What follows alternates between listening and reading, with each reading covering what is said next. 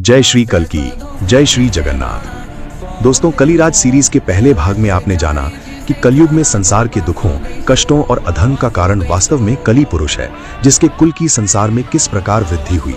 आज की वीडियो में हम जानेंगे कि कली के म्लेच्छों, उसकी सहायक संस्थाओं और उसके अनुचरों का गुप्त रूप से विश्व पर अधिकार कैसे स्थापित हुआ। श्रीमद् भागवत पुराण के अनुसार अभिमन्यु पुत्र परीक्षित के शासनकाल में कली पुरुष धरती पर अधर्म फैलाने की इच्छा से भौतिक स्वरूप में आया, किंतु महाराज परीक्षित ने उसकी हत्या के लिए बाण संधान किया। तब कली ने बड़ी चालाकी से परीक्षित जी के सामने हाथ जोड़कर शरण मांगी और परीक्षित जी को शरण में आए हुए की रक्षा करने का क्षत्रिय धर्म याद दिलाया। परीक्षित जी ने कली को जीव हिंसा एवं मांसाहार, जुआ, अवैध संबंध और मदिरापान के स्थानों में सीमित रहकर वास करने का आदेश दिया, किंतु कली के फिर बिड़गिड़ाने पर महाराज परीक्षित ने इसे स्वर्ण अर्थात सोना में स्थान लेने का वचन दे दिया। इसके बाद दुष्ट कली ने सबसे पहले महाराज परीक्षित के स्वर्ण मुकुट में वास करके उनकी बुद्धि को भ्रष्ट कर दिया, जिसके कारण परीक्षित जी ने ऋषि अपमान जैसा पाप कर दिया और श्राप मिलने से उन्हें तक्षक नाग ने डस लिया, जिससे उनकी मृत्यु हो गई। परीक्षित जी की मृत्यु के बाद कली निर्भय हो गया और उसने अपने साम्राज्य का व्यापक विस्तार करना आरंभ कर दिया। कली ने अपने अनुचरों के द्वारा म्लेच्छ वंश को बढ़ावा दिया, जो सनातन धर्म का खंडन करने वाले थे। ये म्लेच्छ एक लंबे कालखंड तक अरब और मध्य पूर्व से आकर भारत में आगजनी, लूटपाट, हत्या और हिंसा करते रहे। कली के म्लेच्छों ने हिंदू मंदिरों पर हमले किए, उन्हें तोड़ा, लूटपाट की और पुजारियों की हत्याएं की, जिससे विश्व की आध्यात्मिक आत्मा भारत से भगवान और धर्म का नामो निशान मिटाया जा सके। इन म्लेच्छों ने भारत के धर्म ग्रंथों और उनके जानकार आचार्यों को भी बड़ी संख्या में नष्ट किया। इन म्लेच्छों में महमूद गजनवी, मोहम्मद गौरी, तैमूर लंग, बख्तियार खिलजी आदि प्रमुख थे। म्लेच्छ आक्रांताओं का हिंदू राजाओं द्वारा मर्दन भी किया गया और कई भीषण युद्ध भी हुए, किंतु जब आपसी फूट के कारण हिंदू राजा कमजोर हो गए, तब इनमें से एक म्लेच्छ बाबर ने भारत में आकर म्लेच्छ वंश की स्थापना की। वही म्लेच्छ वंश भारतवर्ष में लंबे समय तक राज करता रहा। सनातन धर्म के लोगों का धर्मांतरण करना, उनका कत्लेआम करना, उनसे जबरन विवाह करना इस म्लेच्छ वंश की प्राथमिकता रही। इनका विशेष उद्देश्य भारत से धर्म और आध्यात्म को नष्ट करना ही था। 600 वर्ष तक यवन म्लेच्छों के शासन के बाद भी सनातन धर्म जीवित बचा रहा। इसके पीछे कई बलिदान, अपार संघर्ष और नारायण की इच्छा शामिल थी। कली के ये म्लेच्छ गौ मांस का भक्षण करने वाले और प्रकृति का दोहन करने वाले थे। इन्होंने मूर्ति पूजकों और वेदाचार्यों पर घोर अत्याचार किए, गुरुकुलों को क्षति पहुंचाई और म्लेच्छ शिक्षा पद्धति का प्रचार प्रसार किया।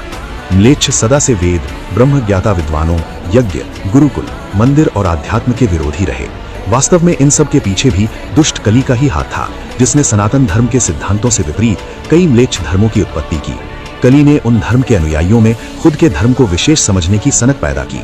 कली ने म्लेच्छ धर्मों को सर्वोत्तम सिद्ध करते हुए उनके अनुयायियों द्वारा उन्हें तलवार के जोर पर पूरी दुनिया पर थोपने के लिए प्रोत्साहित किया। कली अपनी एड़ी चोटी का जोर लगाकर भी भारत से धर्म, वेद और आध्यात्म को नहीं मिटा सका, क्योंकि भारतीय लोगों ने तमाम कष्ट सहकर और बलिदान देकर भी अपनी प्राचीन संस्कृति और धर्म को नहीं छोड़ा। तब कली ने एक दूसरी योजना बनाई। उसने यूरोप के म्लेच्छों को नई टेक्नोलॉजी से जोड़ा और उन्हें अत्याधुनिक हथियारों का ज्ञान देकर जहाजों के माध्यम से भारत भूमि तक पहुंचाया। कई वर्षों तक पुर्तगाली, डच, फ्रांसीसी और अंग्रेज लोग भारत में व्यापार के बहाने आकर अत्याचार करते रहे और धर्मांतरण कराने के प्रयासों में भी लगे रहे। उन्होंने भारत की प्राकृतिक संपदा को लूटा और धीरे धीरे भारत को गुलाम बना लिया। हालांकि ये कली के म्लेच्छ आपस में भी राग द्वेष से पीड़ित होकर कलह और रक्तपात में लगे रहे, क्योंकि इन सब पर कली के विकार, ईर्ष्या, द्वेष और वर्चस्व की भूख हावी रहते हैं। कली इन म्लेच्छों के मस्तिष्क पर पूर्ण नियंत्रण रखता है और इन्हें अपने अनुसार इस्तेमाल करता है। 200 वर्ष तक यूरोपीय म्लेच्छों के अत्याचार के बाद भी भारत में आध्यात्म और सनातन धर्म जीवित रहा। यूरोपीय देशों से इल्यूमिनाटी नाम की संस्था संचालित हुई, जिसका मार्गदर्शक वास्तव में कली पुरुष ही था। दोस्तों, इल्यूमिनाटी एक सीक्रेट संस्था है, जिसकी स्थापना 1 मई 1976 को की गई थी। ऐसा कहा जाता है कि इल्यूमिनाटी को समाज में अंधविश्वास, अज्ञानता और राजाओं के राज्य सत्ता के दुरुपयोग को रोकने के लिए बनाया गया था। लेकिन इस सबसे अलग इसकी वास्तविकता ये थी कि इल्यूमिनाटी गुप्त काली शक्तियों द्वारा चलाई जा रही एक ऐसी संस्था है, जो विभिन्न देशों की सरकारों, अर्थव्यवस्थाओं, शिक्षा, चिकित्सा, न्याय और प्रशासन आदि को कंट्रोल करती है। और जब भी किसी देश के द्वारा इस समूह के थोपे गए गुप्त नियम और कायदे नहीं माने जाते, तब ये संस्था उस देश को युद्ध, गृह युद्ध या आर्थिक प्रतिबंधों के द्वारा तबाह कर देती है। कली पुरुष खुद ही अपने मामा और माँ के संबंध से पैदा हुआ, अर्थात उसके माता पिता सगे भाई बहन थे।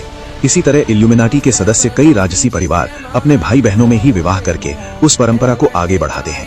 इल्यूमिनाटी ग्रुप के सदस्य राज परिवार, लेखक, फिल्म, टेलीविजन, मीडिया, संगीत, खेल जगत की हस्तियां, सेलिब्रिटी, इन्फ्लुएंसर, धर्मगुरु, राजनेता, ब्यूरोक्रेट, इंटेलिजेंस और विभिन्न देशों के सैन्य अधिकारी भी हैं। इल्यूमिनाटी का सदस्य बनने की प्रक्रिया भी काली शक्तियों को खुद में ग्रहण करने से जुड़ी हुई है।